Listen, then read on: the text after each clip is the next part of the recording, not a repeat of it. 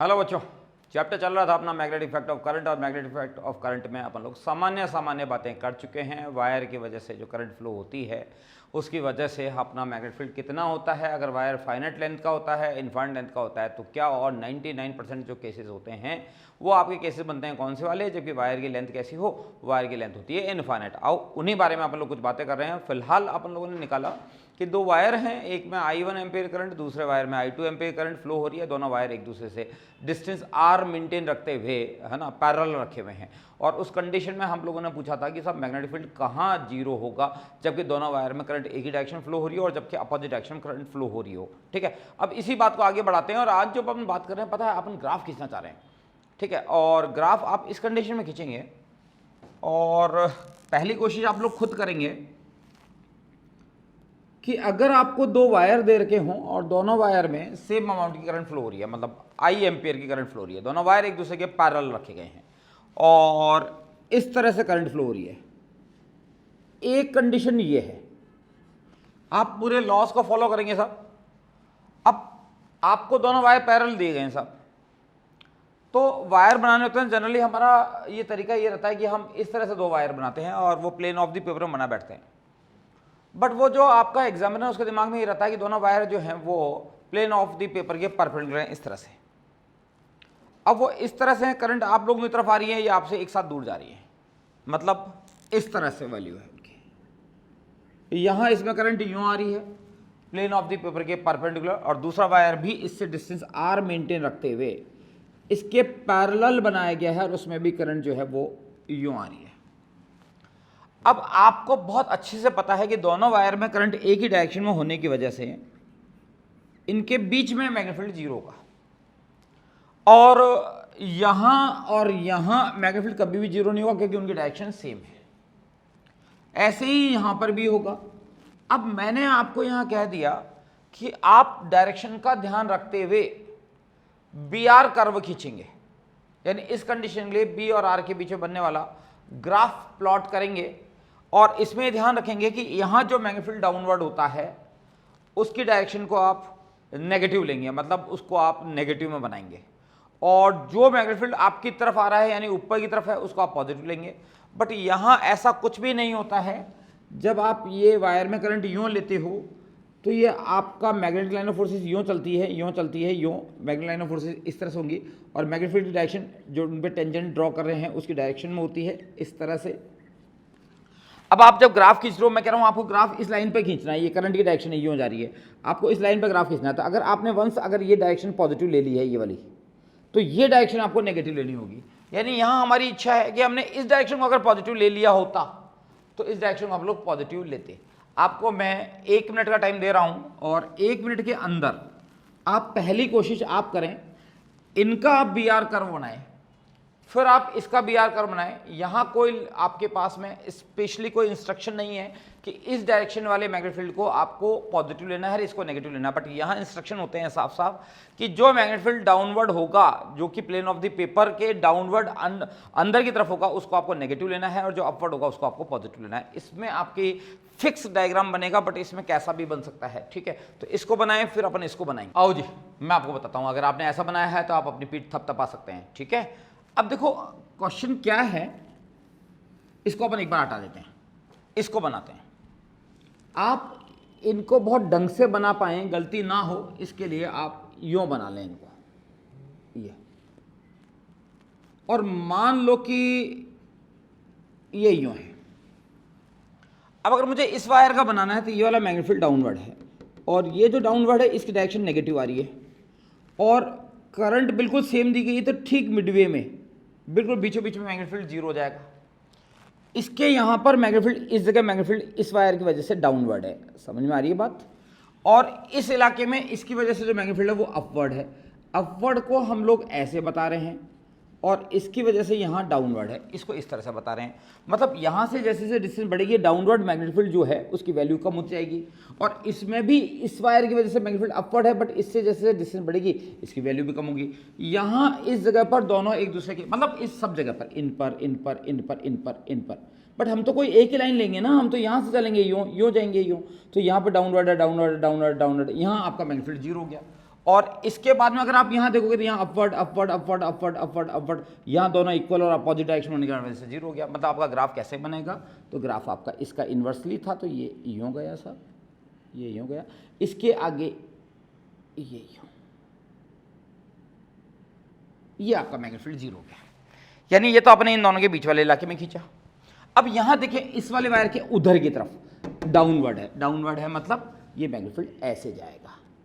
ये डिस्टेंस बढ़ने के साथ। अच्छा, इस वाले वायर के इधर की तरफ, इधर वाला हिस्सा इधर की तरफ देखेंगे तो ऊपर की तरफ है, मतलब आपका जो ग्राफ बनेगा वो ग्राफ ये वाला ग्राफ बनेगा। अब इसका एक इजी तरीका बता देता हूँ मैं आपको। क्या करा करो, आप दो वायर मत दिखा करो, आप सिर्फ एक वायर दिखा करो। इसका खींचना है मुझे,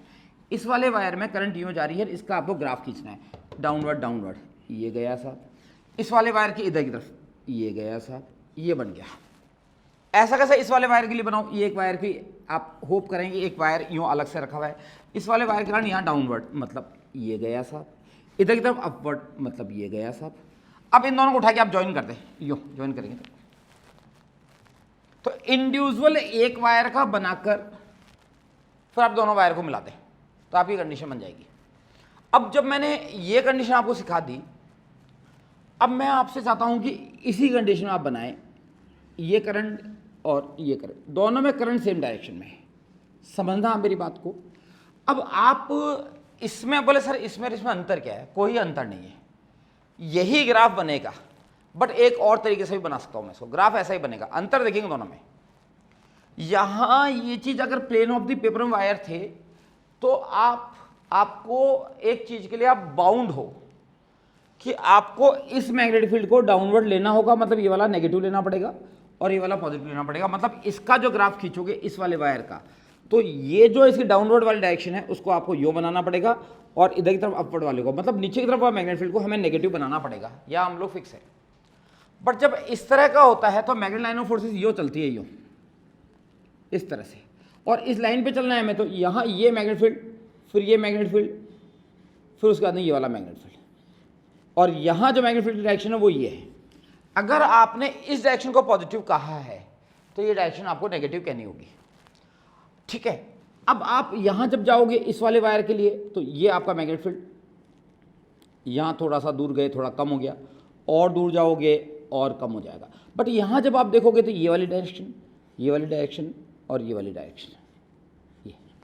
अब अंदर वाले पॉइंट पे यहाँ मैग्नेटिक फील्ड डायरेक्शन ये थी, इसकी ये है, यहाँ आपका नल पॉइंट मिलेगा। बट अब इसमें खास बात क्या है, इसमें खास बात ये है कि ये आपकी मर्जी है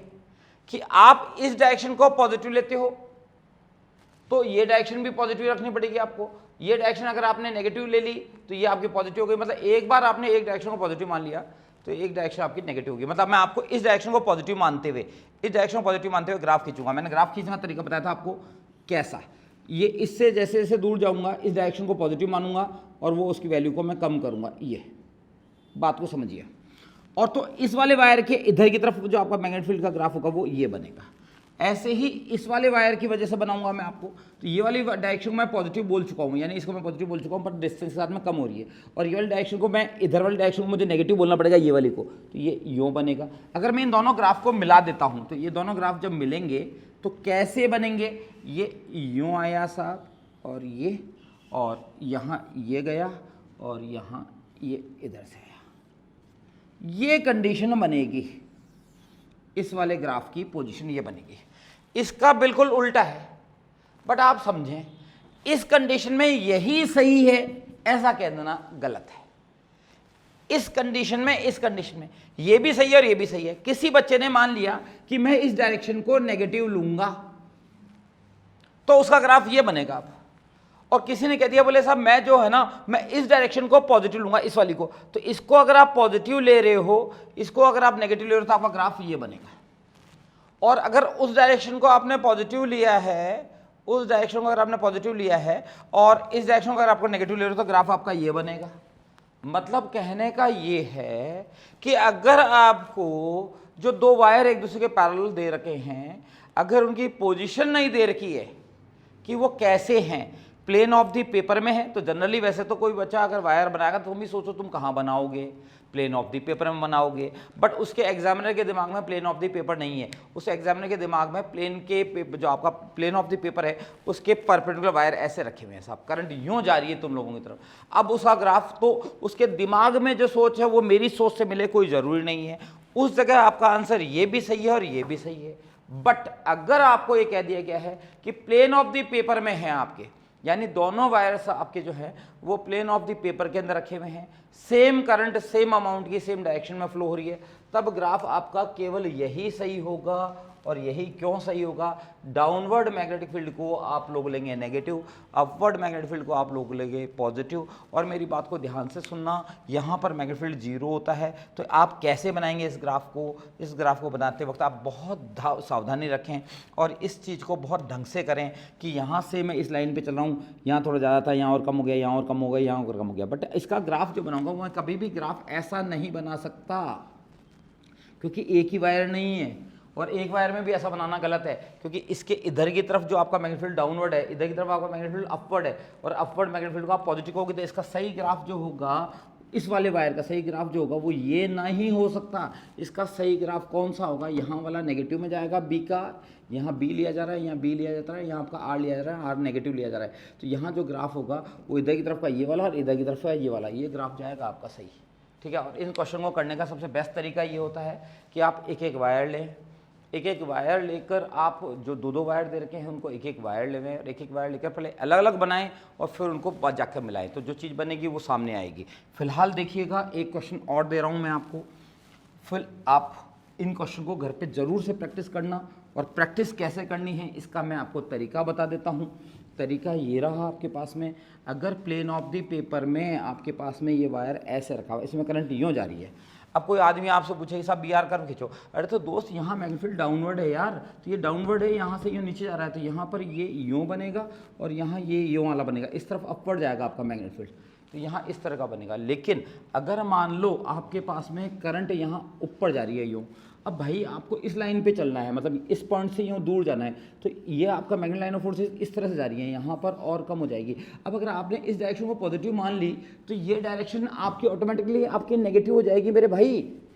तो अब आपको यहाँ पर जो ग्राफ खींचना है, इस जगह जो आपको ग्राफ खींचना है, ये ग्राफ आपका यूँ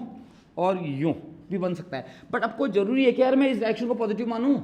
मैं इसको नेगेटिव मान सकता हूँ, तो इस कंडीशन में ये भी सही है ये भी सही है, लेकिन प्लेन ऑफ द पेपर के लिए एक ही बात सही है। जैसे मान लो प्लेन ऑफ द पेपर में वायर ऐसे रखा होता, करंट यूँ जा रही है, अब इसका ग्राफ खींचना मुझे, तो इसका ग्राफ खींचा तो मैं यहीं से चलूंगा भाई, कोई ना कोई पॉइंट ऑफ रेफरेंस लूंगा। अब मैं इसमें यूँ चलूंगा तो अब मैं ग्राफ खींचूंगा, तो यहाँ पर मुझे पता लग रहा है सब, यहाँ पर जो आपका इस डायरेक्शन में जो है आपका ऊपर की तरफ जा रहा है, तो ऊपर की तरफ जा रहा है, तो यहाँ का ग्राफ ये, और इधर वाली पोजीशन पे आपका ग्राफ जो बनेगा वो ये बनेगा, क्योंकि यहाँ वाला नेगेटिव और यहाँ वाला पॉजिटिव बनेगा। यानी यहाँ पॉजिटिव क्यों बन रहा है? क्योंकि यहाँ मैग्नेटिक फील्ड अपवर्ड है, यहाँ मैग्नेटिक फील्ड कैसे है? डाउनवर्ड है। तो इस चीज़ों का विशेष रूप से ख्याल रखा जाएगा, तो आप अच्छे से ग्राफ को बना पाएंगे। फिर से दे रहा हूँ आपको मैं क्वेश्चन, और दो वायर दे रहा हूं, दो पोजीशन दे रहा हूं उनकी, ठीक है। आपको अब की बार खुद को करना है। ये दोनों वायर जो रखे हुए हैं प्लेन ऑफ द पेपर में रखे हुए हैं, इसमें करंट यूं जा रही है, इसमें करंट यूं जा रही है। आपको सावधानी से बी आर कर्व बनाना है, मैंने हिंट दे दिया है आपको। आप पहले इस वायर का अलग जाके बना लें, इस वायर का आप अलग जाके बना लें, मतलब इस वायर का आप यहाँ बनाएं, इसका यहाँ बनाएं, फिर दोनों को जोड़ दें। आप जोड़ देंगे तो आपको अपने आप चीज़ें समझ में आएगी, लेकिन आपको पहले ये वाला ग्राफ बनाने के बाद में फिर मैं आपको यहाँ दूंगा इस तरह से कि इस वाले वायर में करंट जा रही है अपवर्ड, ठीक है, और इस वाले वायर में करंट जा रही है आपकी डाउनवर्ड। दोनों वायर में करंट बिल्कुल सेम है, डिस्टेंस दोनों के बीच की आर है। इस जगह भी आप बी आर कर्व खींचेंगे, बट यहाँ पर आप किसी भी डायरेक्शन को पॉजिटिव और नेगेटिव मानने के लिए स्वतंत्र हो। इसके अंदर दो आंसर आएंगे, इसका केवल एक आंसर आएगा। तो मैंने आपको बताया कि आपको एक वायर का अलग अलग बनाना चाहिए। पहले मैं इस वायर का बना लेता हूँ, ये लो जी, ये लो, इसमें करंट यूँ जा रही है, मुझे पता है। अब मुझे पता है कि ये वाली डायरेक्शन जो है यहाँ मैग्नेटिक फील्ड डाउनवर्ड है और ये नेगेटिव लेना है मुझे, तो ये आपका मैग्नेटिक फील्ड ऐसे डिस्टेंस बढ़ के साथ कम होता जाएगा, ये यहाँ। अब इस वायर में जब हम चलते हैं तो आधा हिस्सा इसका यहाँ तक पहुँच गया, इस जगह तक। अब इसमें चलेंगे तो यहाँ इधर वाले हिस्से में इसका भी ये नेगेटिव है, और इस वाले वायर का यहाँ पर पॉजिटिव है, मतलब इसका ये लो जी, ये बन गया। ये सिर्फ इस वायर का बनाया आपने, इस वाले का। अब इसकी बात करते हैं, इसकी बात करते हैं यहाँ से, ये लो। अब यहाँ इस डायरेक्शन, इसके इधर की तरफ यानी इसके लेफ्ट हैंड में यहाँ डाउनवर्ड है, डाउनवर्ड है मतलब वो नेगेटिव लिया जाएगा, नेगेटिव लिया जाएगा मतलब वो ग्राफ आपका ऐसे जा रहा है। अब यहाँ अपवर्ड है मतलब अपवर्ड है मतलब ये। अब आपको क्या करना है, इन दोनों को ज्वाइन ही तो करना था, और इनको जैसे ही आप मिलाओगे तो आपका फाइनल ग्राफ बनेगा कुछ इस तरह से, डाउनवर्ड अपवर्ड अपवर्ड, ये ग्राफ बन गया आपका। बट यहां इस कंडीशन में फिर समझो, अगर एक बच्चे के जज गई कि साहब मैं इसका मैग्नीफील्ड इस लाइन पे देख रहा हूं, इन वाले पॉइंट्स के लिए मैग्नीफील्ड यूं है, यहां यूं है, यहां यूं है, लगातार छोटा बना रहा हूं मतलब कम हो रहा है, यहाँ ये, फिर ये थोड़ा कम हो गया, और फिर यहाँ और आगे एक और सर्कल बनाता तो ये लो साहब, ये एक और सर्कल बनाते यहाँ और कम हो गया, यहाँ डाउनवर्ड है साहब, तो यहाँ जो आपका मैग्नेटिक फील्ड आ रहा है वो यों और यों और यों, यहाँ आपका मैग्नेटिक फील्ड कम हो चुका है, यहाँ थोड़ा ज़्यादा था, यहाँ सबसे ज़्यादा था। अब एक काम की बात मिल गई आपको कि आपने इनके बीच में देख लिया और यहाँ देख लिया,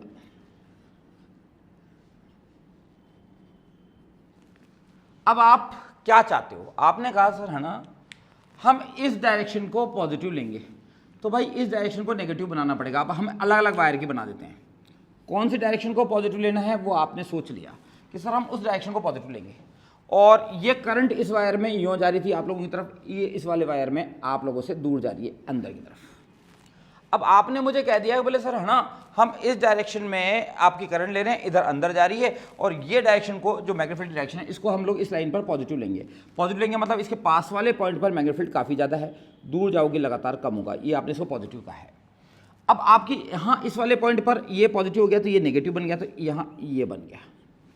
अब क्या हुआ साहब, इस वाले वायर के लिए चलते हैं, इस वाले वायर के लेफ्ट में यहाँ पर आपका मैग्नेटिक फील्ड यूँ जा रहा है, यूँ पॉजिटिव लेना पड़ेगा, ये डायरेक्शन पॉजिटिव है, लगातार कम हो रही है, और यहाँ इस वाले वायर पे आपको नेगेटिव लेना पड़ेगा। अब अगर इनको मिलाया जाएगा तो इनको दोनों को अगर मिला दिया जाए पास में लाकर, तो ये जो ग्राफ बनेगा ये यो बन गया, और यहाँ ये,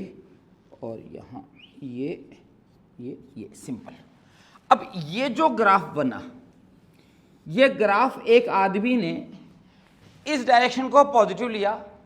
तो ये सही है, लेकिन अगर एक आदमी बैठा हुआ कहीं और है और उसको जच गई कि मैं तो ये डायरेक्शन जो है वो नेगेटिव लूंगा, तो उस आदमी का ग्राफ कैसा बनेगा, अगर इस डायरेक्शन को अगर नेगेटिव लिया जाए, ये वाली डायरेक्शन को अगर नेगेटिव लिया जाए तो ग्राफ ये बनेगा।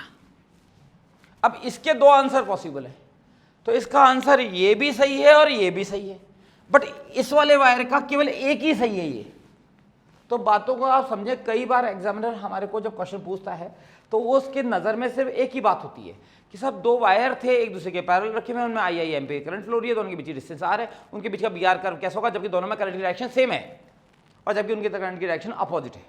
अब उसके दिमाग को पकड़ पाना कि वो क्या सोच रहा है कि आपके जो वायर है वो प्लेन ऑफ द पेपर में दे रखे हैं या प्लेन ऑफ द पेपर के परपेंडिकुलर दे रखे हैं। तो प्लेन ऑफ द पेपर में दे रखे हैं तो केवल एक आंसर होता है, वही आंसर मान्य होगा। तो अगर उसने एक लाइन लिख दी कि दोनों wire plane of the paper में है तो किसी भी तरह का कोई डिस्प्यूट कभी नहीं होगा। फिर आप कहोगे नहीं नहीं सर हमने इसको डायरेक्शन को, इस नीचे वाली डायरेक्शन को पॉजिटिव मान लिया था, तुम मान ही नहीं सकते, ये रूल ही नहीं है। तुम्हें नीचे की तरफ की डायरेक्शन अगर मैग्नेटिक फील्ड डाउनवर्ड है तो वो हमें नेगेटिव ही लेना होगा, वो आप नेगेटिव ही लोगे। लेकिन अगर आपको प्लेन ऑफ द पेपर के नॉर्मल अगर आपके पास में वायर रख दिए गए हैं, तब आपकी मन की मर्जी है कि आप कौन सी डायरेक्शन को पॉजिटिव मानते हो, कौन सी डायरेक्शन को नेगेटिव मानते हो। तब आपका डिस्प्यूट पैदा हो जाता है कि अब इस कंडीशन में आपके एक वायर में करंट जा रही थी यूं, ये यूं, और इस वाले वायर में करंट जा रही है यूं नीचे की तरफ, और ये यूं जा रही है, ये ऊपर की तरफ जा रही है, ये नीचे की तरफ जा रही है। अब आपका ग्राफ कौन सा सही होगा? तो कुछ बच्चे ग्राफ ये बना देंगे, उनका भी 1001% सही है, और ये बना देंगे उनका भी 1001% सही है। लेकिन अगर एक प्लेन ऑफ द पेपर में दे रखा है, एक में करंट यूं जा रही है, एक में करंट यूं जा रही है, अब आपका इस क्वेश्चन का सिर्फ एक ही आंसर होगा और वो इस वाले का यही आंसर सही होगा। तो ये चीज़ें आपको बहुत क्लियर होनी चाहिए। आप जब क्वेश्चन सॉल्व करोगे तब इस बात को ज़्यादा फील कर पाओगे, ज़्यादा अच्छे से फील कर पाओगे कि आपने को पेपर के अंदर कैसा जो क्वेश्चन मिल रहा है, वो क्वेश्चन के अंदर उसने ये नहीं बताया है कि आपके वायर की पोजीशन क्या है, सिचुएशन क्या है। वो एग्जामिनर के दिमाग में थी, वो आपको चकमा देने की सोच रहा था, बट वो बात लिखना भूल गया। कौन सी वाली बात? कि आपको वो ये कहना भूल गया कि आपके जो वायर हैं वो रखे हुए कैसे हैं, और रखे हुए के अंदर मान लो एग्जामिनर के दिमाग में है कि भाई बच्चा इस वाले मैग्नेटिक फील्ड को पॉजिटिव लेगा, क्यों लेगा, कोई जरूरी नहीं है कि आप इस वाले मैग्नेटिक फील्ड को जो, अरे मैंने कहा वायर ये रखा हुआ है, अब आपका ये मैग्नेटिक फील्ड यूं है, यूं जा रही है, अब इस लाइन पर आपको ग्राफ खींचना है, इस लाइन पर आपको ग्राफ खींचना है डिस्टेंस साथ पे। अब ये जो डायरेक्शन है ये कोई जरूरी है क्या ये हर बच्चा इसको पॉजिटिव ले? एक बच्चे ने वहां से दिमाग लगा लिया कि यार ये तो डाउनवर्ड जा रही है, उसके लिए डाउनवर्ड है भाई, तो उसके लिए डाउनवर्ड हो तो क्या बोलेगा कि साहब ये जो डायरेक्शन है ये तो नेगेटिव हो गई, ये मेरी तरफ आ रही है तो पॉजिटिव हो गई। एग्जामिनर इस चीज को अलग तरह से देख रहा है, एग्जामिनर देख रहा है वायर में करंट यूं जा रही है और मैं यहां देख रहा हूँ, इस तरह से देख रहा हूँ, इस लाइन पे चलना है, तो अब ये डायरेक्शन को जो ईस्ट में है इस डायरेक्शन को वायर जो आपका एग्जामिनर वो सोच रहा है पॉजिटिव है, तो बच्चा यूं सोच रहा था, एग्जामिनर यूं सोच रहा है, तो बातों को आप समझने की कोशिश करें। अगर ये मैंने पॉजिटिव मान ली, मुझे कोई नहीं रोक सकता इसको मैं पॉजिटिव मानूं, मैंने इसको नेगेटिव मान ली, मुझे कोई कुछ नहीं कह सकता। अगर मैंने ये डायरेक्शन को एग्जामिनर पॉजिटिव माना, मैं नेगेटिव मान रहा हूं, और इस डायरेक्शन को एग्जामिनर जो होगा वो नेगेटिव मानेगा, मैं उसको पॉजिटिव मानूंगा, तो इस समय डिस्प्यूट रहता है, ठीक है। और लेकिन ऐसे क्वेश्चन में फिर आपको बोनस दिया जाएगा, इसलिए बिल्कुल निश्चिंत रहें। हाँ, लेकिन अगर आपको वायर की पोजीशन दे रखी है प्लेन ऑफ द पेपर में, तब आपको समझदारी से काम करना है, समझदारी से करेंगे। इंपॉर्टेंट क्वेश्चन था, ढंग से करें। हर बुक में ये क्वेश्चन बना हुआ है, हर बुक में ये डायग्राम बना हुआ है, किसी में जो डायग्राम बना हुआ है वो इस तरह से बना हुआ है ये वाला, किसी में इस तरह से बना हुआ है, और भी बहुत सारी चीज़ें बनी होती है। बट मैं आपको एक बात बताता हूँ, 99% अगर पेपर के अंदर अगर आपको वायर की पोजीशन नहीं दे रखी है तो आप खुद सोच लो कि आप कैसे बनाएंगे, तो आप प्लेन ऑफ द पेपर के अंदर इमेजिन करते हुए ग्राफ को बनाएंगे, और वो मैग्नेटिक फील्ड जो डाउनवर्ड है पेपर ऑफ द प्लेन के परपेंडिकुलर है उसको आप लोग नेगेटिव लेंगे, और जो आप लोग की तरफ आ रहे हैं यानी पेपर ऑफ द जो प्लेन ऑफ द पेपर के बिल्कुल नॉर्मल जा रहा है, परपेंडिकुलर जा रहा है, उसको आप लोग कैसे लोगे, पॉजिटिव लोगे। उस वक्त आपको सावधानी से काम करना है, बहुत समझदारी से काम करना है। देखिए साहब, एक बहुत प्यारा क्वेश्चन है जो कि आपके लिए, आपके दिमाग के लिए, और मैंने कुछ बातें बताई हुई अर्लियर है ना, उन बातों की प्रैक्टिस के लिए बहुत प्यारा क्वेश्चन है, ठीक है। दिमाग लगाएं इस क्वेश्चन पर। एक वायर है साहब, उसमें आपके पास में आई एम्पीयर करंट फ्लो हो रही है, दूसरा वायर भी है उसमें भी आई एम्पीयर करंट फ्लो हो रही है, दोनों वायर एक दूसरे के पैरेलल है। पता है, दोनों वायर एक दूसरे के पैरेलल रखते हुए है ना, अपने रखे हुए हैं, और दोनों के बीच की डिस्टेंस 1 मीटर दे रखी है, ठीक है। मतलब दोनों वायर के बीच में डिस्टेंस कितनी है, 1 मीटर। अच्छा, करंट कैसी है, दोनों में सेम डायरेक्शन में, मतलब करंट भी सेम डायरेक्शन में, दोनों के बीच की डिस्टेंस भी 1 मीटर। अब मैंने आपको एक ऐसा पॉइंट पर आपको इन दोनों वायर की वजह से मैग्नेटिक फील्ड निकालना है जो दोनों ही वायर से 1 मीटर की डिस्टेंस पर है। क्वेश्चन नहीं समझे? दो वायर जिनमें आई एम्पीयर करंट फ्लो हो रही है, ठीक है, 1 एम्पीयर मान लो जी, 1 एम्पीयर करंट फ्लो हो रही है दोनों ही वायर में, दोनों ही वायर से बीच की जो डिस्टेंस है वो 1 मीटर की है, और दोनों ही वायर से 1 मीटर की डिस्टेंस पे एक पॉइंट पी है। उस पॉइंट पी पर आपको निकालना है इंटेंसिटी ऑफ मैग्नेटिक फील्ड कितनी होगी। देखिए साहब, आप वैसे इस क्वेश्चन को ऐसे कर सकते थे, आप ऐसे करेंगे, बोले एक वायर आपने ऐसे बनाया, एक वायर आपने ऐसे बनाया, दोनों के बीच की डिस्टेंस r मीटर रखी, मतलब 1 मीटर रखी,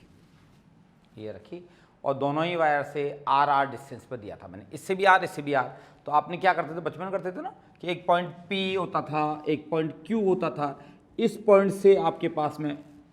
30 मीटर की डिस्टेंस, और इस पॉइंट से 20 मीटर की डिस्टेंस पे पॉइंट, कॉमन पॉइंट कहाँ आएगा, तो आप यहाँ से कंपास से यहाँ 30 मीटर लेते थे, और ये सारी डिस्टेंस 30 होती थी, यहाँ से आप 20 पे यूँ कट करते थे, फिर ये जो पॉइंट आता था उससे आप इसको इंटरसेक्ट जहाँ होता था इसको मिला लेते थे, ये 30 होता था, ये 20 होता था। तो ऐसे ही आप लोगों ने क्या किया, यहाँ इनके बीच की डिस्टेंस को आर लिया, फिर यहाँ से आपने कहा साहब इससे भी आर, उससे भी, इससे भी आर, उससे भी आर, मतलब दोनों से इससे भी 1 मीटर, अगर आर इक्वल टू 1 बोल रहा हूँ तो दोनों से 1 मीटर, तो आपने दोनों से 1 मीटर पे आपने यहाँ और यहाँ एक कंपास से ऐसे कट किया ये, और आपने इस पॉइंट को ऐसे सेलेक्ट किया। इससे पता है आपका थोड़ा सा कॉम्प्लिकेटेड हो जाता है। भाई किसने कहा तुझे यार वायर को लेना है प्लेन ऑफ द पेपर में? अगर तू ऐसे ले ले कि एक वायर में करंट को यूँ ले ले, और इससे 1 मीटर की डिस्टेंस पे एक और वायर रखा हुआ है वो भी यूँ ले ले, तो ये डिस्टेंस 1 मीटर की हो गई, जिसको कि मैं आर बोल रहा हूँ, वही आर बोल देता, आर बोल देता, मतलब सारे क्वेश्चन हो जाएंगे 1 मीटर में स्पेसिफाई कि यही क्वेश्चन होगा। अब दोनों ही वायर से आर मीटर पे, मतलब दोनों ही वायर से 1 मीटर पे, तो दोनों ही वायर से इससे 1 मीटर पे मैंने यहाँ एक यहाँ और एक यहाँ, तो मैंने यहाँ एक कट किया, तो ये आपका ये और यहाँ से ये, तो ये आपने कट किया, तो ये लो सब, ये दोनों ही वायर से आर मतलब 1 मीटर की डिस्टेंस पे एक पॉइंट आ गया। अब आपका ये जो पॉइंट है, ये पॉइंट आपने चूज कर लिया, सब पॉइंट यहाँ होगा। अब इस डायग्राम में सिर्फ एक ही चीज़ है कि इस डायग्राम को अगर हम लोग देखते हैं तो थोड़ा कॉम्प्लिकेशंस लगते हैं, इसको देखते हैं थोड़ा इजी हो जाएगा। अब मैंने आपको क्या कहा था, कल मैंने आपको बताया था वो स्केल वाले ट्रिक से कि साहब आपका ये वायर है, आपको इस पॉइंट पे मैग्नेटिक फील्ड निकालना है। जो मैग्नेटिक फील्ड होता है वो इसकी जो डायरेक्शन थी, डायरेक्शन यूँ जाएगी, मतलब ये जो लाइन है इसके बिल्कुल परपेंडिकुलर होगी। ये आपका वायर था, इस तरह से इसमें करंट यूं जा रही है, इसके बिल्कुल परपेंडिकुलर, यानी कि इस पॉइंट पे करंट यूं जा रही है, इसकी वजह से मैग्नेटिक फील्ड यूं होगा। तो ये जो मैग्नेटिक फील्ड होगा उसकी जो डायरेक्शन होगी वो इस वाली वायर के बिल्कुल परपेंडिकुलर होगा, यानी आपका जो मैग्नेटिक फील्ड बी होगा वो बी आपका यूं जाएगा, मतलब उस बी की डायरेक्शन ये होगी, यहाँ से 90 डिग्री का एंगल बनेगा दोस्त। ठीक है, अब दूसरा जो होगा वो इस वाले वायर की वजह से, इसमें करंट कैसे जा रही है तुम्हारी, ऐसे जा रही है यूं, और यहां पर मैग्नेटिक फील्ड इसके बिल्कुल परपेंडिकुलर होगा, मतलब इस वाली लाइन के परपेंडिकुलर ये जाएगा। अब ये गया आपका, ये भी आपका बी होगा।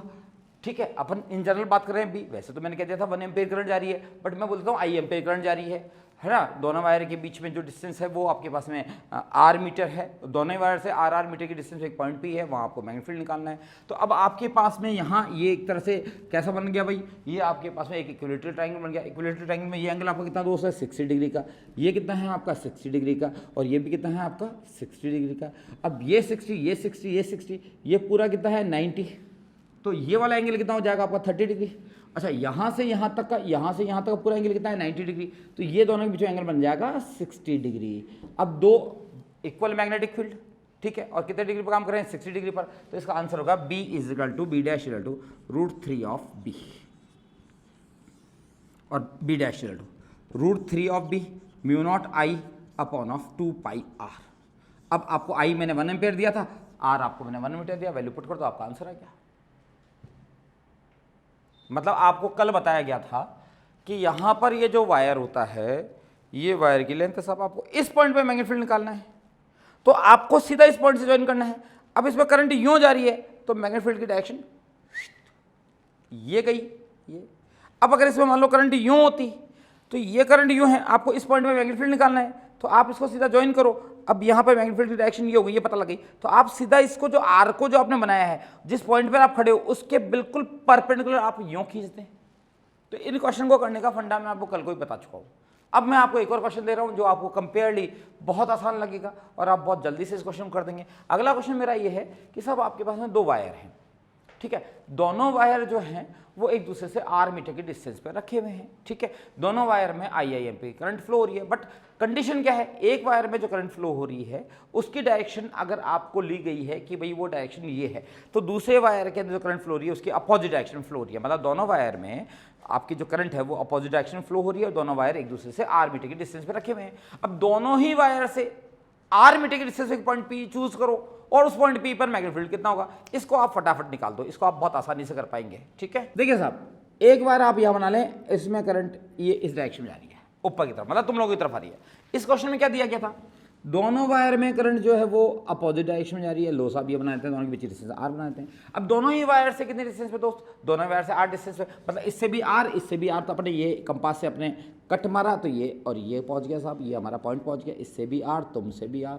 ठीक है, अब क्या होगा साहब, अब और कुछ हो ना हो, हमें बहुत अच्छे पता है कि सर ने बताया हुआ है कि साहब ये करंट की डायरेक्शन है, ये जो लाइन है इसके बिल्कुल परपेंडिकुलर, यानी यहाँ मैग्नेटिक फील्ड जाएगा इस तरह से, ये B, यानी ये एंगल आपका बन गया 90 डिग्री का। ठीक है, इस लाइन के परपेंडिकुलर। अब यहाँ पर इस बार मैंने करंट कैसे कर दी, यूँ जा रही है डायरेक्शन, मैंने इसकी जो डायरेक्शन थी मैंने अपोजिट कर दी, अंदर की तरफ कर दी, तो यहाँ जो मैग्नेटिक फील्ड जाएगा उसकी डायरेक्शन इसके बिल्कुल परपेंडिकुलर जाएगी, ये भी जाएगी। अब देखते हैं साहब क्या होने वाला है। तो भैया तुम 90 हम 90 और तुम हो गए 60, तो यानी आपके पास एंगल हो गया नीचे वाला टोटल जो मुझे पता लग गया वो एंगल हो गया आपका 240। अब ये पूरा एंगल 360 होता है, तो ये एंगल हो गया आपका 120 डिग्री, यानी 2 B काम करें कितने एंगल पर, 120 डिग्री एंगल पर। आपका फॉर्मूला होता है कौन सा वाला, B dash is equal to कौन सा वाला दोस्त, वो होता है अंडर रूट में B1 स्क्वायर प्लस का B2 स्क्वायर प्लस का twice of B1 B2 cos of 120 का एंगल। इससे जब आप सॉल्व करोगे ये भी B है वो भी B है, तो फाइनली आपका आंसर आएगा B dash equal to B, और यही है राइट आंसर बेबी। मतलब सिंपल, आप किस तरह से इस क्वेश्चन को कर सकते थे, किस तरह से आप इसको निकाल सकते थे, अच्छा क्वेश्चन था, है ना। मतलब इसमें पता है किस चीज़ का यूज़ हो रहा है, इसमें इस चीज़ का यूज़ हो रहा है कि जिस पॉइंट पर तुम मैग्नेटिक फील्ड निकालते हो, मैग्नेटिक फील्ड की डायरेक्शन उस वायर को उस पॉइंट से ज्वाइन करने वाली लाइन के बिल्कुल परपेंडिकुलर ये या ये, मैक्सवेल और फ्लेमिंग बताएंगे, बट उस आर के परपेंडिकुलर आपको मैग्नेटिक फील्ड बनाने की आदत पड़ जानी चाहिए। जैसे मेरे पास में यहाँ वायर था, इसमें करंट यूँ आ रही है, यहाँ से इस पॉइंट पर कोई मुझसे पूछता है कि मैग्नेटिक फील्ड कौन सा होगा, तो मैं पहले तो आपका फ्लेमिंग का लॉ लगाऊंगा, ये होगा साहब, तो ये यहाँ से बिल्कुल इसके परपेंडिकुलर बनाना है। अगर ये पॉइंट यहाँ होता तो इसके बिल्कुल परपेंडिकुलर, अगर ये पॉइंट यहाँ होता तो बिल्कुल इसके परपेंडिकुलर, यहाँ होता तो इसके बिल्कुल परपेंडिकुलर। ये आदत बना लो। अगर ये करंट की डायरेक्शन डाउनवर्ड होती, ऐसे होती, अब कोई आदमी पूछे नहीं यार भाई इस पॉइंट पे बता, तो मैं पहले तो एक बार लगाऊंगा भी डायरेक्शन यूं बनाऊं, इसके लाइन के परपेंडिकुलर, इस लाइन के परपेंडिकुलर, ये आर है अपनी, यानी ये डिस्टेंस है आर, इसके परपेंडिकुलर मैग्नेटिक फील्ड डायरेक्शन आएगी ड्यू टू वायर। अब मैंने कहा डायरेक्शन यूं जा रही है, तो मैं पहले डायरेक्शन देखूँ ये, यानी यहाँ इस पॉइंट पर ये गया साहब, अगर पॉइंट यहाँ हो ये गया साहब, अगर पॉइंट यहाँ हो तो इसके परपेंडिकुलर।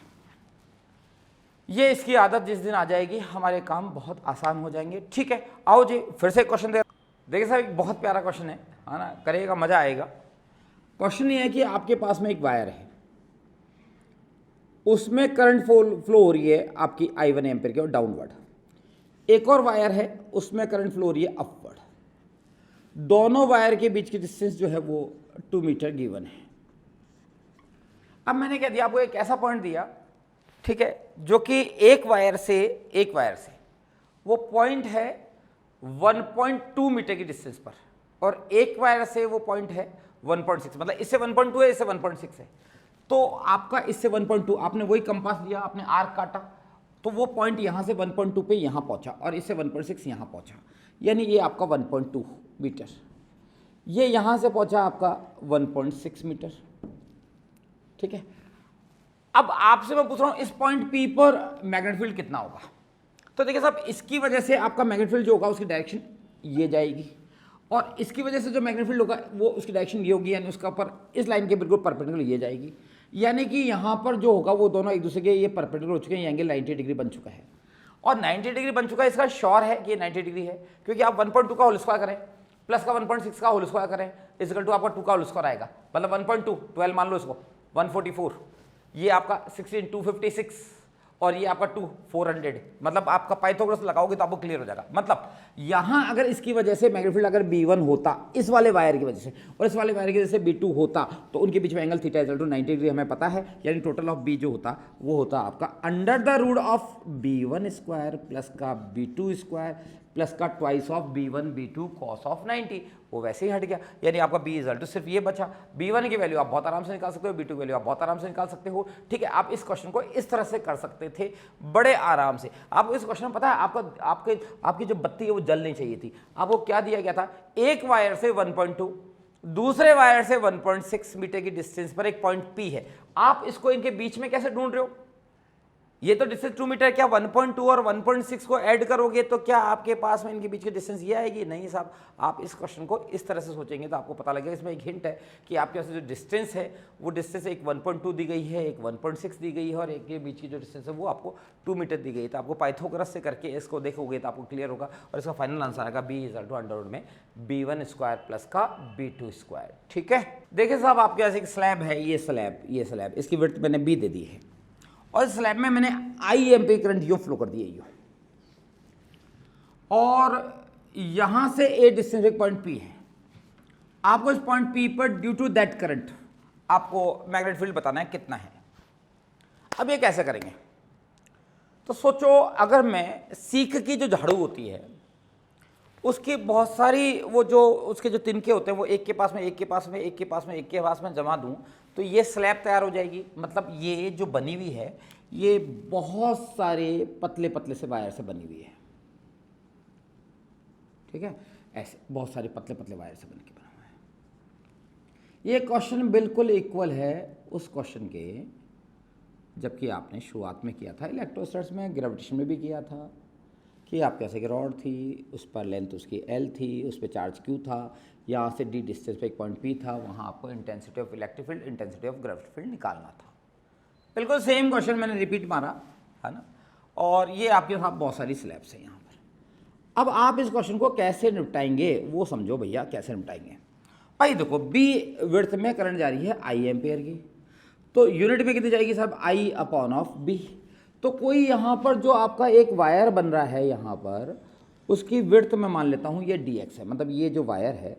इसकी ये जो थिकनेस है, ये थिकनेस इसकी dx है। अब dx थिकनेस में कितनी करंट जा रही है, मैंने कह दिया साहब i डैश जा रही है। i डैश जा रही है तो वो कितनी हो जाएगी साहब, वो हो जाएगी आपकी i upon of b into आपका dx, मतलब पर यूनिट लेंथ में जो करंट जा रही है वो i upon of b into dx जाएगी। ठीक है,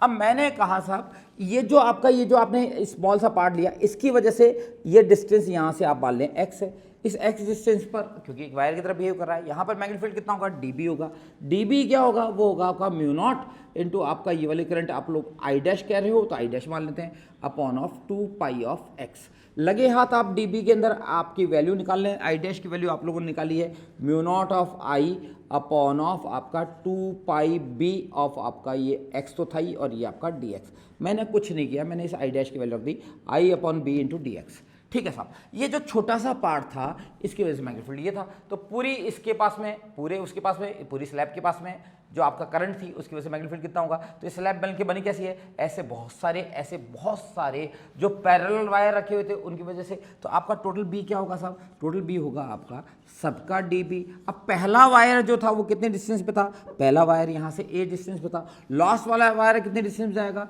वो a प्लस बी पे जाएगा। ठीक है, a प्लस बी पे जाएगा, ये लो साहब a प्लस बी, यानी b इज इक्वल टू आपका ये गया mu naught I upon of 2 pi b of x of dx। आपका a से लेकर मिट गई आपकी a प्लस बी तक, यानी b इज इक्वल टू हुआ दोस्त म्यू नॉट बाहर, I बाहर, 2 पाई b बाहर, बोल भैया बोल, ये 1 अपॉन ऑफ x और ये आपका dx, और ये गया आपका a से लेकर ये आपका a प्लस बी तक। और अगर इसको आप सॉल्व करते हो तो b इज इक्वल टू आएगा mu naught of I upon of 2 pi of b और 1 अपॉन ऑफ x का जो इंटीग्रेशन करेंगे तो आपका हो जाएगा कितना integration, log of e to the base x, और ये हो गया आपका a, ये गया आपका a प्लस का b, और आप सॉल्व करोगे तो b is equal to mu naught of I upon of 2 pi of b log of e to the base a plus B upon of a। यही है राइट आंसर। देखिए साहब, अगर मैं आपको 3 वायर देता, ये और ये, इसमें I1 एम्पीयर करंट है, इसमें I2 है और इसमें I3 है, और यहाँ एक पॉइंट देता, अब मैं पूछता बताओ इस पॉइंट पर मैग्नेटिक फील्ड कितना है, तो आप कहते हैं साहब तीनों करंट नीचे की तरफ होता है। आप क्या करते, अलग अलग वजह से निकालते और उनको ऐड कर देते, मतलब इन सबका एल्जेब्रिक सम ले लेते। अगर ये वायर बहुत पास में ले लेते तो आप क्या करते, इसका एल्जेब्रिक सम, मतलब आप क्या करते, आप जो समीशन लेते हैं उसके बजाय आप क्या कर देते, इंटीग्रेशन कर देते। ऐसा ही तो था इस क्वेश्चन में, बहुत सारे वायर थे जो एक दूसरे के बहुत ज़्यादा पास में थे, कंटिन्यूस थे, इस तरह से डिस्क्रिएट नहीं थे, तो हम यहाँ समीशन वाले तरीके से ऐड नहीं करके हम इंटीग्रेशन वाले तरीके से ऐड कर रहे हैं, सिंपल था। हाँ साहब, तो अपन ने कुछ छोटे मोटे क्वेश्चन देखे। अब देखो एक और क्वेश्चन, मान लो मैं आपको एक रेक्टेंगल दे देता हूँ, ये लो साहब ये रेक्टेंगल दे दिया, और उसकी ये जो साइड है ना, इस साइड की मैंने आपको लेंथ दे दी √3a, और इस साइड की लेंथ दे दी मैंने आपको a। अब मैं आपको कहता हूं कि इस रेक्टेंगल का ये जो सेंटर है, इस पॉइंट P पर आप मुझे मैग्नेटिक फील्ड की इंटेंसिटी बताएं जबकि करंट यूं जा रही है। तो सबसे पहले उस पॉइंट पर आप मैग्नेटिक फील्ड की डायरेक्शन देख लें। इस वाले वायर करंट ऊपर की तरफ, ठीक है साहब, ये ऊपर, इसके भी ऊपर और इसके भी ऊपर, ठीक है। पहली चीज, चारों वायर करंट मैग्नेटिक फील्ड की डायरेक्शन ऊपर की तरफ है। दूसरी बात, अब की बार इनकी लेंथ फाइनाइट कर दी आपने, लेंथ दे दी है √3a, इसका मतलब यहां पर हम इनफाइनाइट लेंथ वाले वायर के क्वेश्चंस की बात नहीं करेंगे। अब हम बात करेंगे फाइनाइट लेंथ का वायर बन चुका है और आपसे मैं यहां पूछ रहा हूं इस जगह पर, तो आप मुझे ये बताएंगे कि साहब इस पॉइंट पर मैग्नेटिक फील्ड की इंटेंसिटी कितनी होगी। आपके पास में है सिर्फ 1 मिनट से भी कम टाइम। देखिए साहब, यहाँ मैग्नेटिक फील्ड आपका अपवर्ड जा रहा है, कितना जाएगा, फाइनाइट लेंथ के वायर के फॉर्मूले से हो जाएगा, और आपको ये एंगल चाहिए होता है, ये एंगल, ये डिस्टेंस हो गई है हमारी a/2, ये डिस्टेंस है हमारी पूरी √3 ऑफ a, तो ये जो डिस्टेंस हो जाएगी ये हो जाएगी हमारी √3/2 ऑफ a। मतलब यहाँ ये एंगल क्या बनेगा, ये एंगल क्या बनेगा, इसको अगर मैं tan ऑफ थीटा से निकालूं तो tan of theta is equal to, मेरे पास फॉर्मूला होता है परपेंडिकुलर, तो परपेंडिकुलर हो गया मेरे दोस्त √3/2 ऑफ a, बेस हो गया अपना a/2, मतलब ये से कैंसिल है, tan of theta is equal to हो गया अपना √3, मतलब थीटा जो है आपका वो हो गया 60 डिग्री, ये एंगल हो गया आपका 60 डिग्री, ये एंगल आपका हो गया 60 डिग्री, ये एंगल आपका बचा हुआ 30 डिग्री। अब 30 डिग्री कैसे होगा, चाहो तो आप ऐसे ही निकाल सकते हो, ये आपका परपेंडिकुलर, ये आपका जो है वो बेस, तो यहाँ आपका ये एंगल कितना निकलेगा, तो यहाँ tan ऑफ थीटा डैश, यानी ये वाला एंगल क्या होगा, वैसे तो मैं 90 से थीटा सीधा निकाल दूंगा, बट आप ऐसे भी निकाल सकते हो, ये आपका a/2, यानी इस समय परपेंडिकुलर हो गया आपका a/2, और आपका जो बेस है वो ये डिस्टेंस है √3/2 ऑफ a, यानी आपका √3/2 ऑफ a। इसको सॉल्व करोगे तो tan of theta dash is equal to आ जाएगा आपका 1/√3, यानी आपका थीटा डैश जो है वो 30 डिग्री। आप ऐसे भी निकाल सकते हो। मतलब फिलहाल हमें पता लग गया कि साहब ये वाला एंगल आपका 30 डिग्री है, ये वाला एंगल 30 डिग्री, ये एंगल 60 डिग्री है। मतलब जो मैग्नेटिक फील्ड होगा, ऐसे कितने वायर हैं, 1 और 2, ऐसे कितने हैं, 2, यानी आपका टोटल मैग्नेटिक फील्ड जो होगा वो इस वाले वायर का डबल और इस वाले वायर का डबल, मतलब हम लोग टोटल मैग्नेटिक फील्ड बोल देते हैं बी। बी इजल्ट कितना है साहब, फाइनल लेंथ के वायर का फॉर्मूला लगाऊंगा, पहले इसकी वजह से लगाऊंगा, तो आपका twice of μ0I upon of 4 पाई, ये डिस्टेंस है साहब a/2, ये लो साहब आपका डिस्टेंस हो गया a/2, और आपका यहाँ से एंगल आ गया साइन ऑफ 60 प्लस का साइन ऑफ 60, यानी ये जो कंडीशन हम लोगों ने निकाली है, ये कंडीशन निकाली है हमने सिर्फ इस वायर की वजह से। अब इसकी वजह से भी निकालते हैं, तो इसकी वजह से आप निकालोगे तो प्लस का again twice of μ0I upon of 4 pi, distance ये वाली डिस्टेंस कितनी है दोस्त, ये वाली डिस्टेंस है आपके पास में √3/2 ऑफ a, और साइन ऑफ 30 प्लस का साइन ऑफ 30, ये वैल्यूज़ आप लोगों ने लिख ली है, और इसको आप अगर पूरी को सॉल्व करोगे तो फाइनली आपके पास आंसर आ जाएगा। ठीक है, हाँ देखिए साहब, अब एक क्वेश्चन बताता हूँ मैं आपको। जैसे मान लो मेरे पास एक स्क्वायर है, अब आप ये मैं आपसे पूछूं कि भाई इस स्क्वायर में मैंने यहाँ जो आपका ये ABCD स्क्वायर है, ये एक ही मटेरियल का बना हुआ है। अब मैं यहाँ से इस पर एक बैटरी कनेक्ट कर देता हूँ, यहाँ से इस जगह से, और आपसे पूछता हूँ कि साहब इस स्क्वायर के सेंटर पर मैग्नेटिक फील्ड कितना होगा। तो यहाँ से करंट गई, वो करंट यहाँ 2 पार्ट में डिवाइड हो गई, ये और ये। सपोज ऊपर वाले पार्ट में करंट I1 गई, नीचे वाले में I2 गई। अब देखते हैं यहाँ मैग्नेटिक फील्ड क्या होगा। तो इस वाले वायर के कारण नीचे की तरफ, नीचे की तरफ, नीचे की तरफ, और इसके कारण ऊपर की तरफ। ठीक है, अब मैग्नेटिक फील्ड क्या होगा, यहाँ फॉर्मूला लगेंगे फाइनल लेंथ वाली वायर के कंडीशन वाले। बट मैं आपको कह देता हूँ कि भाई यहाँ जो मैग्नेटिक फील्ड होगा वो इन 3 वायर के कारण डाउनवर्ड है और इसके कारण अपवर्ड है, और नेट मैग्नेटिक फील्ड फाइनली मैं आपसे पूछ रहा हूँ जो कि 0 होगा। अब वो 0 कैसे होगा, ठीक है, पहले तो अपन ये निकाल लेते हैं भाई इस वायर के कारण मैग्नेटिक फील्ड होगा कितना। तो आप ये देखें साहब, ये और ये यहाँ पर ये एंगल आपका 45 डिग्री के एंगल बनेंगे। अब आप यहाँ से इस वायर की ये जो डिस्टेंस है यहाँ से यहाँ तक की, अगर मैं इस स्क्वायर की टोटल लेंथ a बोल देता हूँ, तो एक वायर के कारण निकाल दूंगा और 3 वायर के कारण मैं उसको मल्टीप्लाई कर दूंगा, भाई इसकी वजह से तो ये होगा, और इसके कारण जो होगा वो अकेला उसको संभाल लेगा। अब कैसे संभाल लेगा, तो पहले मैं आपको B1 निकाल देता हूँ। भाई इसकी वजह से जो मैग्नेटिक फील्ड है इन तीनों की वजह से, वो जो B1 है वो B1 कितना है साहब, थ्राइस ऑफ इन सब का, तो वो कितना होगा, वो होगा μ0I अपॉन ऑफ 4 पाई, ये डिस्टेंस हो गई मेरी a/2, ये a/2। ठीक है, अब आप यहाँ ये देखेंगे एंगल 45 डिग्री बन रहे हैं, मतलब आपका ट्वाइस ऑफ साइन 45, ये मैंने कर लिया। अब ये जो करंट थी, यहाँ मैंने करंट बोली साहब I1 गई थी, ये I1 है, और इससे अगर हम लोग रिजल्ट निकालते हैं तो ये 2 से ये 2 कैंसिल, यानी B1 is equal to μ0 thrice of μ0 I1 upon of 2 pi of a into आपका ये हो गया 2 साइन ऑफ 45 वैल्यू 1/√2, मतलब ये हो गया √2, ये यानी फाइनल रिजल्ट गया मेरे पास में B1 इज इक्वल टू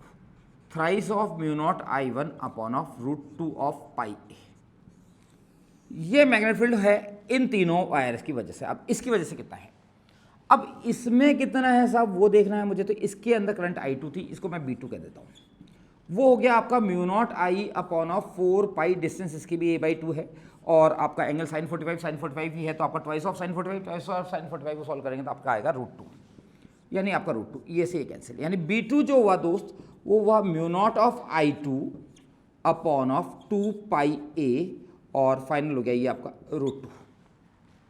यानी आपका ये रिजल्ट आया साहब इसका। अब आप यहाँ देखें, यहाँ जो मैग्नेटिक फील्ड है वो आपका हो रहा है 3 μ0 I1 अपॉन √2 ऑफ पाई ए, और इसकी वजह से आ रहा है B2 is equal to μ0 I2 upon √2 of pi A. फिर भी मैं कह रहा हूँ कि मैग्नेटिक फील्ड जो होगा वो 0 होगा। अब ऐसा क्यों होगा, ऐसा इसलिए होगा कि भाई इन तीन की वजह से जो मैग्नेटिक फील्ड था वो ये है, इसकी वजह से ये है, अब फिर ये इसके बराबर कैसा हो गया, तो इसके पीछे रीजन हो गया आपका I1 और I2। ये तब जीरो हो सकता है जबकि इन तीनों की वजह से जितना नीचे की तरफ था वो उतना एक अकेले की तरफ ऊपर की तरफ हो। बट आप कहोगे सर ये तो बाकी सब तो रिजल्ट सेम आ रहे हैं, सिर्फ फर्क पड़ रहा है यहाँ 3 आ रहा है, तो मैं आपको कह देता हूँ कि ये तब जीरो हो सकता है यहाँ मैग्नेटिक फील्ड जबकि I2 की वैल्यू, ये जो I2 है वो थ्राइस ऑफ I1 हो। अब ये थ्राइस ऑफ I1 हो कैसे हो और क्या होगी या नहीं होगी, तो ये निश्चित रूप से होगी। आप देखें साहब, ये जो आपका वायर AB था और जो आपका वायर ADCB है ये वाला, ये दोनों हैं पैरेलल सिस्टम में, यानी ये वाला हिस्सा और ये वाला हिस्सा किसमें है, पैरेलल में। और पैरेलल में और कुछ हो या ना हो पोटेंशियल बिल्कुल सेम होता है, यानी जितना पोटेंशियल सेल का है वो AB के एंड पे लगा हुआ है, यानी यहाँ जितना पोटेंशियल काम कर रहा है इन दो पॉइंट्स के बीच में, जैसे मैंने कहा आप 11th क्लास के हिसाब से समझें, ये पॉइंट A और B है, इनके बीच में डिफरेंट पाथ है, आप किसी भी पाथ से चले जाएं, बट आपको ये पता होना चाहिए पाथ कोई सा भी हो बट इनका डिस्प्लेसमेंट हमेशा सेम होगा। कोई इस पाथ से जाए, कोई यूँ जाए, कोई यूँ जाए, कोई ऐसे घूम के जाए, सबके डिस्टेंस अलग अलग हो सकते हैं बट सबका पाथ का जो डिस्प्लेसमेंट है वो सबका सेम होगा। बिल्कुल ऐसे ही होता है हमारे इसमें करंट इलेक्ट्रिसिटी में कि ये 2 पॉइंट दे रखे हैं हमें, ये 2 पॉइंट, इन 2 पॉइंट्स के बीच में अगर मैं एक बैटरी कनेक्ट कर देता हूँ मान लो 10 वोल्ट की, तो अब ये अगर 10 वोल्ट की बैटरी अगर आपने यहाँ कनेक्ट कर दी है तो ये A और B के बीच में जो पोटेंशियल होगा वो हमेशा 10 वोल्ट का होगा। चाहे अब आप इसके बीच में एक डिवाइस ऐड कर दो ऐसे, चाहे आप यहाँ पर 10 डिवाइस ऐड कर दो इस तरह से, अगर इन A और B पे वो जुड़े हुए हैं तो उन पे पोटेंशियल हमेशा सेम होगा। मतलब आप ये देखें यहाँ ये दोनों जुड़े हुए हैं तो जितना पोटेंशियल नीचे होगा उतना ही पोटेंशियल ऊपर होगा, यानी आपका पोटेंशियल जितना आपका ऊपर वाले हिस्से का है वो V1 बोल रहा हूँ, नीचे वाला का बोल रहा हूँ V2, यानी V1 is equal to V2, ठीक है, पोटेंशियल बिल्कुल सेम होगा। यानी V1 कितना होगा साहब, ऊपर वाले पार्ट का I1 R1 is equal to ये होगा आपका I2 R2, ठीक है, I1 R1, ये यहाँ का I2 R2, यहाँ का ऊपर वाले का R1 रेजिस्टेंस मान लिया मैंने, नीचे वाले का R2 मान लिया है, ठीक है। रेजिस्टेंस का फॉर्मूला होता है, resistance R is equal to होता है दोस्त रो L अपॉन ऑफ आपका कितना A, रो स्पेसिफिक रेजिस्टेंस होता है, L उसकी लेंथ होती है, A ये है, तो आपका यहाँ देखते हैं I1 तो ये हो गया, रो ये हो गया, R1 इसकी लेंथ आपके पास में पूरी आ रही है 3A अपॉन ऑफ उसका cross section area A is equal to I2, नीचे वाले पार्ट का स्पेसिफिक रेजिस्टेंस रो ही है इनटू उसकी लेंथ आपकी A है अपॉन ऑफ आपका ये क्रॉस सेक्शन एरिया A। अगर इसको हम लोग काट देंगे, A से A काट देंगे, A से A काट देंगे, तो आपका यहाँ से आपका रो से रो जाएगा, तो आपका thrice of I1 is equal to हो गया I2। तो इसका मतलब अगर मैं यहाँ रखता हूँ B2 कितना है, तो B2 की वैल्यू आएगी thrice of mu naught of I1 upon of √2 of pi A। फंडा ये है कि इसमें यहाँ पर मैग्नेटिक फील्ड जीरो क्यों हुआ, तो अपन चलते हैं अपने B is proportional to I and DL पर। आप कहोगे सर ये 3 थे, इनकी लेंथ बहुत ज़्यादा हो गई, तो आपका ऐसा मैग्नेटिक फील्ड ज़्यादा होना चाहिए था। अब यही तो बेस था आपके पास कहने का, तो मैंने कहा भाई तू B इज प्रोपोर्शनल टू जो आपका DL उस पर क्यों ध्यान रहा है, B is proportional to I पे भी ध्यान दे। माना ऊपर वाले की लेंथ नीचे वाले की लेंथ से 3 गुना ज़्यादा है, बट नीचे वाले में करंट ऊपर वाले करंट से 3 गुना ज़्यादा भी है, इसलिए यहाँ पर ये जीरो का। अब फंडा क्या निकल के आया सामने, फाइनल बात क्या आई, जो आम खाने वाली बात क्या आई, वो ये आई कि अगर कोई भी पॉलीगोनल जिसके वायर, ध्यान दें मेरी बात को, जिसके वायर एक से मटेरियल के बने हो, जिनका क्रॉस सेक्शन एरिया, मैंने ए से ए को काटा है, जिनका क्रॉस सेक्शन एरिया सेम हो और वो सेम मटेरियल के बने हुए हो,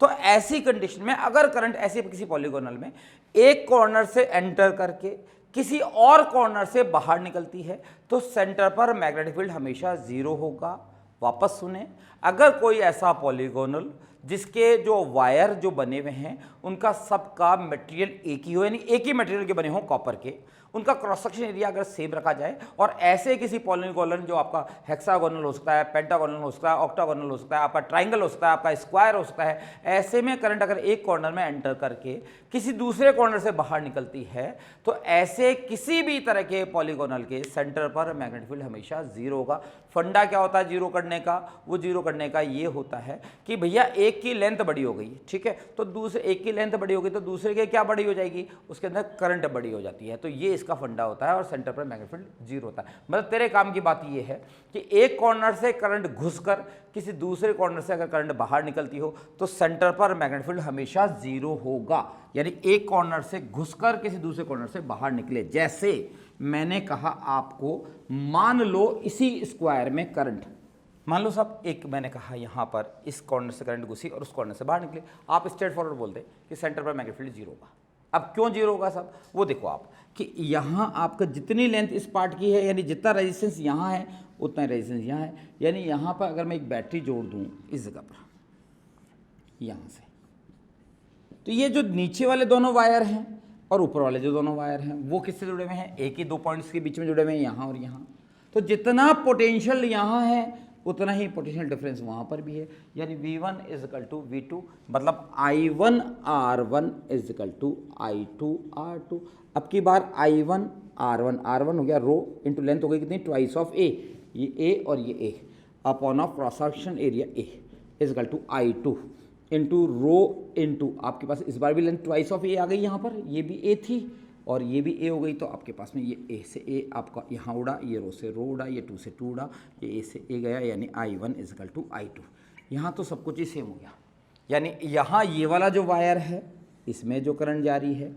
इसकी वजह से मैग्नेटिक फील्ड डाउनवर्ड है, तो इसमें करंट यूँ जा रही है, जितनी करंट इसमें जा रही है उतनी करंट इसमें जा रही है, तो ये एक दूसरे को कैंसिल कर देंगे। इसी तरह से ये वाला वायर इसकी वजह से मैग्नेटिक फील्ड अपवर्ड है, उसकी वजह से डाउनवर्ड है, ये इसको कैंसिल कर देगा, नेट मैग्नेटिक फील्ड जीरो होगा। यानी अगर मैं आपसे बात करता हूं, एक ट्राइंगल लेके आते हैं, चलो यहां देखते हैं, बाकी बात बाद में करेंगे। यहां मैंने एक वायर लिया साहब, आपका इक्विलेटरल ट्राइंगल है, ठीक है, और मैंने यहां से क्या किया दोस्त, यहां एक बैटरी कनेक्ट कर दी, और अब आपसे पूछता हूं कि भैया आप मुझे ये बताओ कि इसके सेंटर पर मैग्नेटिक फील्ड कितना होगा। तो आप आंख मीच के बोल सकते हैं कि सेंटर पर मैग्नेटिक फील्ड कितना होगा, जीरो होगा। अब कैसे जीरो होगा, यहाँ करंट पहुंची, ये दो पार्ट में डिवाइड हो गई, ये यहाँ से यहाँ गई करंट यूँ जाके, और इस वाले करंट में जो करंट गई वो यहाँ गई, ऊपर वाले पार्ट में करंट गई मान लो I1, नीचे वाले में करंट गई मान लो I2। अब ऊपर वाले पार्ट की लेंथ जो है वो डबल है नीचे वाले पार्ट से, तो आप ये भी याद रखना कि नीचे वाले पार्ट में आप करंट जो होगी वो ऊपर वाले पार्ट से डबल हो जाएगी। तो कहने का मतलब ये हुआ कि ऊपर वाले पार्ट की लेंथ डबल है। तो तूने तस्वीर का सिर्फ एक रुख देखा है कि सर ऊपर तो दो वायर थे, तो आप दो वायर थे बट वहां पर करंट की वैल्यू नीचे वाले वायर की करंट की वैल्यू की हाफ है, और आपका जो बायो सावर्ट लॉ कहता है आपको B is proportional to I, B is proportional to DL, यानी आपकी ऊपर लेंथ बड़ी है बट वहां करंट आधी हो गई। तो यहां इस कंडीशन में ऐसा होगा कि सेंटर पर मैग्नेटिक फील्ड जीरो होगा। फिर भी कोई कंफ्यूजन आ जाए तो आप V1 is equal to V2 से दूर कर सकते हो। V1 इज इक्वल टू आपका हो गया I1 R1 is equal to I2 R2। देखिए साहब है या नहीं है, I1 R1 हो गया आपका, ये रो इसका स्पेसिफिक रेजिस्टेंस, इसकी लेंथ हो गई आपके पास में twice of L, cross section area A है, इज इक्वल टू ये I2 इंटू ये रो इंटू आपका ये L अपॉन ऑफ आपका ये A। यहाँ से अगर आप इसको काटोगे, ये सब उड़ाओगे, तो आपके पास में सीधा सा आएगा कि आपकी जो करंट जा रही है I2 वो जा रही है ट्वाइस ऑफ I1। तो ऊपर वाले पार्ट की लेंथ डबल हुई बट उसके अंदर जो करंट जा रही है वो नीचे वाले पार्ट में जो करंट जा रही है वो ऊपर वाले पार्ट से डबल जा रही है। तो ये कंडीशन चलती है कि साहब इसके अंदर क्या हुआ, कैसे ये सब जीरो हो गया। तो कहने का मतलब ये हुआ कि कोई भी पॉलीगोनल हो आपके पास, उसमें करंट एक कॉर्नर से एंटर कर अगर किसी और कॉर्नर से बाहर निकलती है तो सेंटर पर मैग्नेटिक फील्ड हमेशा जीरो होगा। मेरी इस बात को ध्यान से सुने, ठीक है। लेकिन एक शर्त है दोस्त, इसके अंदर दोनों ही पार्ट जहां करंट डिस्ट्रीब्यूट होती है, यानी दो पार्ट जो बनते हैं वो एक ही मटेरियल के होने चाहिए। मतलब ऐसा नहीं कर सकते कि आपने ऊपर वाला तो कॉपर का लगा दिया, नीचे वाला जो है वो चांदी का लगा दिया। आप चाहो कि आप अब तो सर करंट एक कॉर्नर से घुस रही है दूसरे कॉर्नर से बाहर निकल रही है, तो अब सेंटर पर मैग्नेटिक फील्ड कितना होगा, तो भिड़ो अब सेंटर पर मैग्नेटिक फील्ड कभी भी जीरो नहीं होगा। अब जिसकी लाठी उसकी भैंस वाली बात होगी। यानी अब हम क्या करेंगे, ऊपर वाला मैग्नेटिक फील्ड अलग से निकालेंगे, नीचे वाला मैग्नेटिक फील्ड अलग से निकालेंगे, फिर अपन V1 माइनस का V2 का खेल चलाएंगे। मतलब ये कंडीशन तभी अप्लाई है जबकि आपका जो पॉलीगोनल बना हुआ हो वो एक ही मटेरियल का बना हुआ होना चाहिए। अगर वो अलग मटेरियल का बना हुआ है या उसका क्रॉस सेक्शन एरिया अलग है तो इस तरह से काट नहीं पाओगे, आप काट नहीं पाओगे तो इफेक्ट नहीं होगा, इफेक्ट नहीं होगा तो आपके पास चीज़ें पूरा रिलेशन नहीं जाएगा। तो चीज़ें आपको बिल्कुल क्लियर होनी चाहिए कब होता है और कब नहीं होता। आइए अब एक बात करते हैं, तब क्या होगा जब अगर करंट जिस कोने से घुसी है एंटर कर रही है, मतलब उसी कॉर्नर से अगर मेरे भाई वापस बाहर आ गई तब क्या होगा। आओ देखते हैं इस कंडीशन में क्या होगा। तो आओ जी सबसे पहला काम करते हैं आप लोग, निपटाते हैं अपने स्क्वायर को और करंट जिस कॉर्नर से एंटर कर रही है, अगर उसी कॉर्नर से करंट हमारी वापस भी आ गई है उसी कॉर्नर से, तो ऐसी कंडीशन पे सेंटर पर जो मैग्नेटिक फील्ड होगा वो क्या होगा, देखिएगा सब, ये लो जी, ये लो, ये लो, ये हमारा एक स्क्वायर है। अब क्या हो रहा है, करंट इस कॉर्नर से एंटर करती है यहाँ और यूं घूमकर यूं घूमकर यूं घूमकर वापस इसी से बाहर आ जाती है। मतलब मैंने यहीं एक बैटरी लगा दी, ये लो, ये लो, ये अब तो आ गया समझ में, ये अरेंजमेंट कर दिया। अब आपसे पूछता हूं कि अगर इस स्क्वायर की ये साइड ए है और मैं आपसे पूछता हूं कि बताओ भिड़ू यहां मैग्नेटिक फील्ड कितना होगा, तो देखते हैं पहले क्या कोई संभावना ऐसी भी है क्या, कोई किसी को कैंसिल करता है क्या। तो हाँ साहब, तो ये मेरे पास एक स्क्वायर है। अब मुझे कह दिया साहब करंट जिस कॉर्नर में एंटर कर रही है उसी कॉर्नर से बाहर निकले, निकालो सेंटर पर मैग्नेटिक फील्ड कितना होगा। अब इस कंडीशन में कम से कम, क्योंकि एक पॉइंट काम कर रहा है मेरा, जिस कॉर्नर से घुसी है उसी कॉर्नर से बाहर आ रही है, किसी और कॉर्नर से बाहर नहीं आ रही है, तो मैग्नेटिक फील्ड जीरो तो नहीं होगा साहब। अब क्या होगा देखते हैं, तुम्हारे कारण नीचे की तरफ आ जा भाई, तू भी नीचे की तरफ, तू भी नीचे की तरफ और तू भी नीचे की तरफ। यानी पहले मैंने ये तो तय कर लिया कि हाँ मैग्नेटिक फील्ड जो होगा वो कम से कम जीरो तो नहीं होगा, क्योंकि चारों वायर की वजह से मैग्नेटिक फील्ड जो है वो डाउनवर्ड है। अब आप यहाँ देखें साहब, ये डिस्टेंस कितनी होगी, समझ आ रही है बात है, डिस्टेंस कितनी होगी, डिस्टेंस हो जाएगी a/2। यहाँ से फाइनाइट लेंथ हो चुकी है, तो मुझे ये वाला एंगल चाहिए, ये एंगल मैं जानता हूँ 45 डिग्री बनेगा। अब मैं इस काम को बड़े आराम से कर लूँगा कि भाई मेरे पास में डिस्टेंस भी है, मेरे पास में एंगल भी हैं, फाइनल लेंथ के वायर का मेरे पास फॉर्मूला भी है, एक वायर में जो करंट जा रही है वो ऐसे जा रही है, और टोटल जो चारों वायर का जो होगा मैग्नेटिक फील्ड वो पहले एक वायर का जो होगा उसका जैसा ही होने वाला है, यानी टोटल मैग्नेटिक फील्ड जो होगा वो B होगा और वो होगा 4 टाइम्स ऑफ BO। अब BO क्या है साहब, एक वायर की वजह से है। अब एक वायर की वजह से कितना है वो अपन लोग यहाँ आराम से निकाल सकते हैं, यानी B इज इक्वल टू होगा 4 times of μ0 I upon of 4 pi R मतलब डिस्टेंस, ये डिस्टेंस हो गई a/2, और एंगल आपके पास में, यानी आपका फॉर्मूला कितना था, B is equal to μ0 I upon of 4 pi R sine of theta, sine of alpha plus का साइन ऑफ बीटा। यहाँ अल्फा और बीटा दोनों बराबर हैं, यानी आपका हो गया sine of 45 plus sine of 45, direct around twice of sine 45। ये हो गया साहब। अब आप यहाँ से इस 2 को उड़ा दें, यानी आपका B इज इक्वल टू हो गया 4 times of μ0 I upon of 2 pi of A twice of sine 45, twice of sine 45 मतलब 2 इंटू 1 अपॉन ऑफ √2, यानी आपका ये गया तो ये हो गया आपका √2 पर, यानी आपका रिजल्ट आ रहा है B is equal to 4 times of μ0 I upon of 2 pi of A into √2। इस √2 ने इस √2 को मारा, मतलब ये √2 नीचे आया, इसको लिख सकता हूँ 2 इंटू 2, यानी 2 इंटू 2, ये इसको मारेगा, यानी आपका B इज इक्वल हो जाएगा 2 √2 of μ0 I upon of pi A। ऐसे ही मैं आपको हेक्सागोनल देखता हूँ, बाकी सभी चीज़ें देखता हूँ, लेकिन अब मैं आपको जो आपने इतना लंबा किया इसको हम लोग थोड़ा शॉर्ट कर देते हैं, ठीक है। इसको आप कैसे करेंगे, शॉर्ट में कैसे करेंगे, तो देखिए एक फॉर्मूला होता है आपके पास, इस रिजल्ट को याद रखिएगा, आपका रिजल्ट ये रहा, मैं इस रिजल्ट के अलावा बाकी सारी चीज़ें हटा रहा हूँ। किसी भी पॉलीगोनल में अगर करंट एक कॉर्नर से एंटर करके उसी कॉर्नर में बाहर आए, तो मैग्नेटिक फील्ड B जो होता है मेरे भिड़ो, उसका फॉर्मूला होता है N μ0 I upon of pi A into 10 pi by N into sine pi by N। आप इससे बहुत आराम से कर सकते हैं, क्योंकि आप कहोगे साहब स्क्वायर में तो आपने बहुत आराम से कर लिया, बोले सर क्या जरूरत है इसकी, भाई जब मैं तो ट्राइंगल दे दूंगा, जब तुझे पेंटागोनल दे दूंगा, जब तुझे हेक्सागोनल दे दूंगा, ऑक्टागोनल दे दूंगा, तब तू कब करेगा इस काम को, आ रही बात सुने। तो इसलिए इस फॉर्मूले को याद रख, यानी कि अगर आपके पास में कोई पॉलीगोनल हो, उसके अंदर करंट एक कॉर्नर में एंटर करके उसी कॉर्नर से बाहर निकलती हो, तो उसका फॉर्मूला होता है मैग्नेटिक फील्ड सेंटर पे क्या होगा, N μ0 I upon of pi A into sine pi by N। ये आप फॉर्मूला याद रखेंगे, यानी N μ0 में N क्या चीज है, नंबर ऑफ साइड्स, A क्या है, लेंथ ऑफ द साइड, आइए, यानी B is equal to N 4 sides थी, μ0 I upon of pi A into 10 pi by N, 10 आपका pi by N, pi by 4 into sine pi by 4, ये लो साहब, ये पाई बाई 4, यानी B is equal to 4 times of μ0 I upon of pi A into 10 pi by 4, 10 pi by 4 मतलब 1045, 1045 की value होती है 1, साइन 45, साइन 45 की वैल्यू होती है 1 बाई √2, ये इसको काटेगा, यानी B इज इक्वल टू आएगा आपका 2 √2 of μ0 I upon of pi A। Same चीज़ है, तो आप फॉर्मूला याद रखें, N μ0 I upon pi A 10 pi by N into sine pi by N, direct याद रखें, इससे क्वेश्चन कर पाएंगे हम लोग बहुत आसानी से। अब अगर मान लो आपको एक ट्राइंगल दे देवे, और ट्राइंगल में करंट ऐसे फ्लो हो रही है इस तरह से,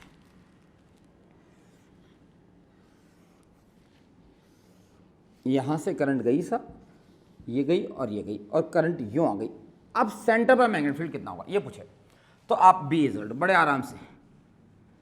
3 mu naught I upon of pi A, 3 side से, ठीक है, 10 पाई बाई 3 इंटू आपका साइन पाई बाई 3। ये लो साहब सॉल्व करते हैं। B is to thrice of mu naught I upon of pi A into 10 pi by 3 की वैल्यू होती है √3, साइन 60 की वैल्यू होती है आपके पास √3 अपॉन ऑफ 2,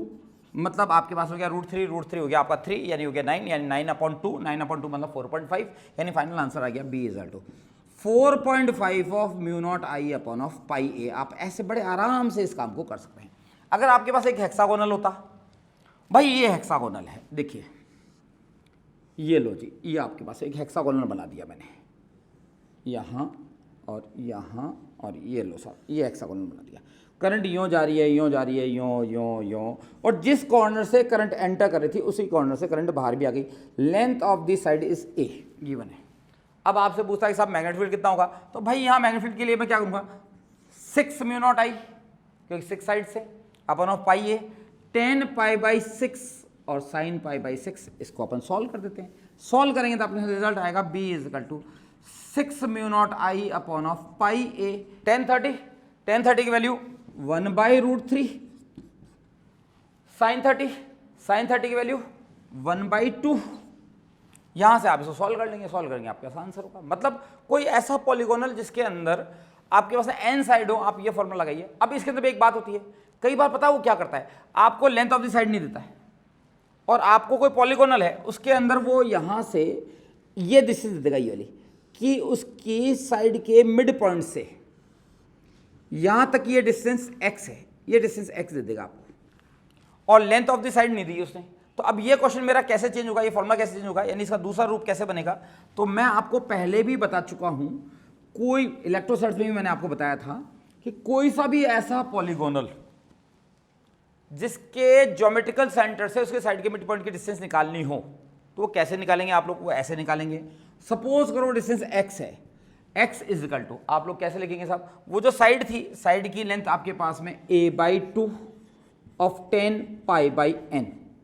यानी आप इस a को रिप्लेस कर सकते हैं twice of x 10 of pi by n। मतलब मेरे पास में आपने इस पॉलीगोनल में, मान लो आपने मुझे a नहीं दी होती और आपने मुझे x दे रखा है, अब आप मेरे से पूछते हो कि साहब अब सेंटर पे मैग्नेटिक फील्ड कितना होगा, तो मेरे पास एक ही फॉर्मूला ये रहा, बट इसमें आपने मुझे 6 साइड दे रखी है, ये सब कुछ मुझे पता है, बट एक चीज नहीं पता, आपने मुझे a नहीं दे रखा है, तो मैंने यहां से a की वैल्यू को मैंने रिप्लेस कर दिया और मेरा फॉर्मूला बन गया b is equal to 6 of mu naught I, चलो अपन लोग n में चलते हैं, n of mu naught I upon of pi A की जगह मैंने रख दिया twice of x 10 pi by n into, ये आपका बाकी एज 10 पाई बाई n इंटू आपका साइन पाई बाई n, ये 10 पाई बाई n से 10 पाई बाई n कैंसिल, यानी b इज इक्वल टू हो गया आपका, डायरेक्ट याद रखेंगे n mu naught I upon of 2 pi of x sign pi by n। मतलब कोई आपको ये वाला फॉर्मूला में भी क्वेश्चन पूछ सकता है, इसमें भी पूछ सकता है, इसके बहुत चांसेस हैं। मतलब आपको एक पॉलीगोनल दे देगा, ठीक है, हेक्सागोनल, ऑक्टागोनल, कुछ भी दे देगा, और कहेगा कि साहब आपके इसके ज्योमेट्रिकल सेंटर से साइड के मिड पॉइंट की डिस्टेंस ये है, और इसके अंदर ऑक्टागोनल 8 साइड्स होंगी। अब आप बताओ साहब कि उसके सेंटर में मैग्नेटिक फील्ड कितना होगा, तो सीधा सा फॉर्मूला हो गया आपके साथ, b is equal to n mu naught I upon 2 pi x into sine pi by n। Generate कहाँ से हुआ, इससे,